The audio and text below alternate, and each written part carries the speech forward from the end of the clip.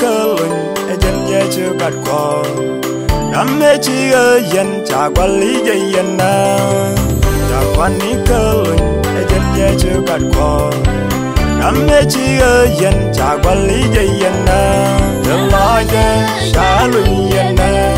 cái đám đi xe xả đã cả lor bê cho cơ bên đằng đi chơi vô đầm mê qua lá cũng mê ghé đi xa nắm mê dân na xả đã quản lý dân na đừng lo cho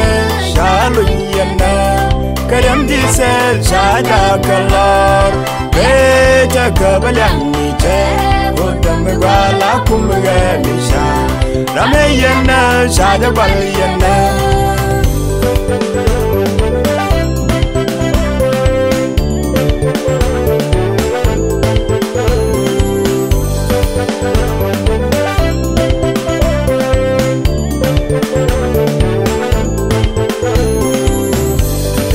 giờ quanh cái chân ye chu gạt bỏ chân mê chi ro sụp chân nét quan liền ya chân lối giờ quanh cái chân ye chu gạt bỏ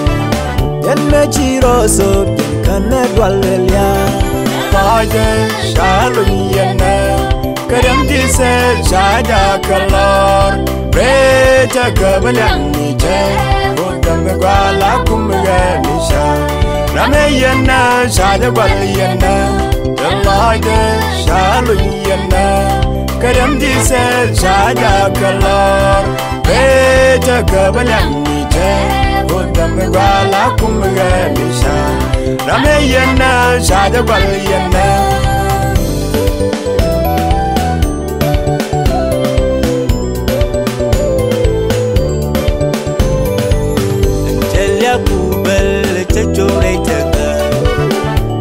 Masaya jenung dia kepunya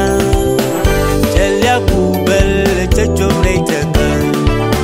Kaya masaya jenung dia kepunya lo cho xa lùi yên nè cái đám đi xe xa đã cả lor bê cho cơ bên đằng đi chơi vô đầm mê qua lá cũng mê ghé đi xa nắm mê dân na xa đã quản lý dân na đừng lo cho xa lùi yên nè cái đám đi xe xa đã cả lor bê cho cơ bên đằng đi chơi vô đầm mê qua lá cũng mê ghé đi xa nắm mê dân na xa đã quản lý dân na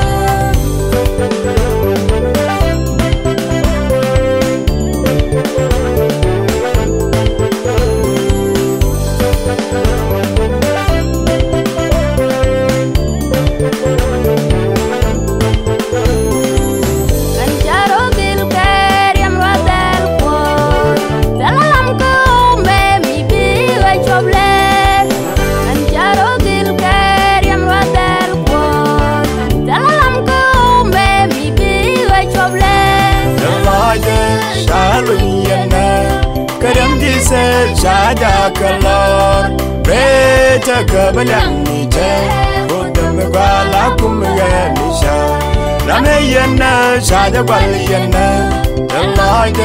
xa lùi dân na cái đám đi xe xa đã cả lor bê cho cơ bên đằng đi chơi vô đầm mê qua lá cũng mê ghé đi xa nắm mê dân na xa đã quản lý dân na